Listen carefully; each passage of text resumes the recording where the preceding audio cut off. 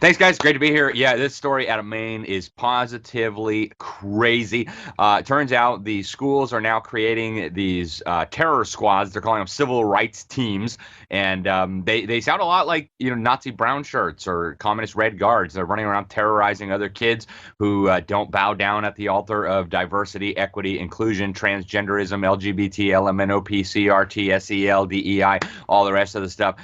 Really, really terrifying. And we know about this because some parents went to complain at a school board meeting, got picked up by a local outlet called Mainwire, and then that got picked up by PJ Media. But here's some of the background, folks. You had parents in Windham, Maine. They were screaming at the school board for the usual things. Stop giving disgusting pornography to my kids. Stop asking them about their sex life and their gender and stuff like that. Apparently, there was a book in the library with child rape in it. Just disgusting stuff.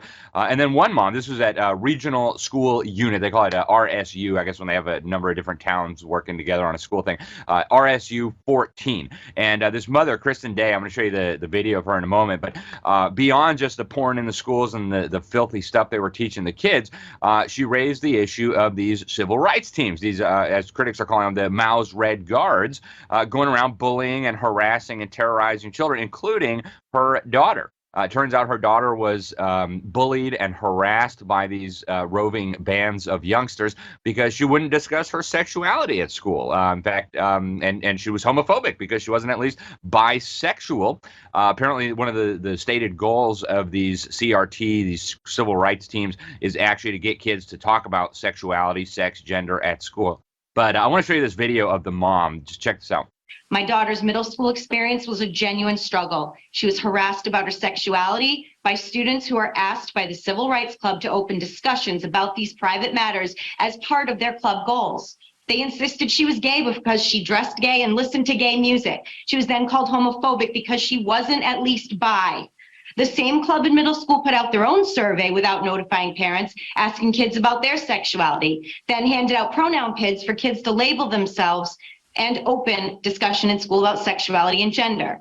It took over every aspect of this school for 3 years. By emphasizing differences and forcing conversation, discrimination and bullying are dividing kids more than ever.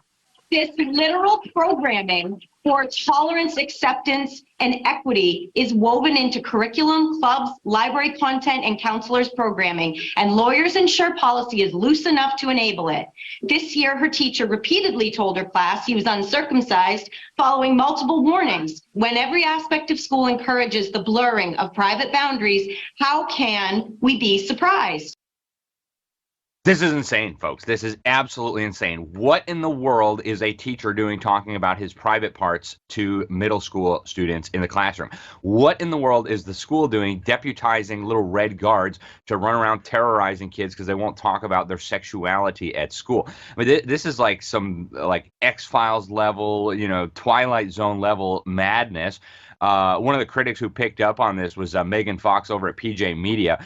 She compared these squads to Mao's little red guards. These were, kids that were being radicalized, deployed against teachers, parents, fellow children, to kind of terrorize them, brutalize them, torture them into submission. In many cases, they actually murdered kids. Who knows how far we are from that? This stuff is moving really, really quickly. But folks, this is dangerous stuff. I mean, this is really dangerous stuff. This is not normal. This is not acceptable. If parents continue sending their kids to these schools, this is going to continue. Obviously, the superintendent said, "Oh, we didn't know that the CRTs, the critical or the civil rights teams were doing this," and yeah, sorry about that. We didn't know. But folks, it turns out these are all across Maine. I did a couple quick searches. Turns out elementary, middle school, and high schools all across Maine have these civil rights teams deployed to terrorize other children. I pulled this description of these civil rights teams off of the Buckfield Junior Senior High School's website, and here's what they said about it. They say the civil rights team invites students to be part of a group that focuses on changing the culture and climate in our school to one that will actively prevent bias-based behaviors. Unless you want to terrorize children because they're not homosexual or at least bi, right? They say that students in this group are leaders in affecting change through projects and initiatives that feature student voice. But doesn't that sound like the Communist Party of China would say about their red guard? I mean, it's just, folks, it's really I mean, this is real. This is happening now. Imagine the peer pressure that these children are under, folks. This is child abuse.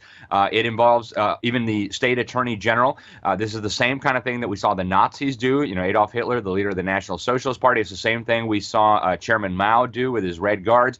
Both of these individuals murdered millions of people by weaponizing children in schools and other things. So, folks, this is an important tactic of terrorists, totalitarians, mass murderers, and psychopaths.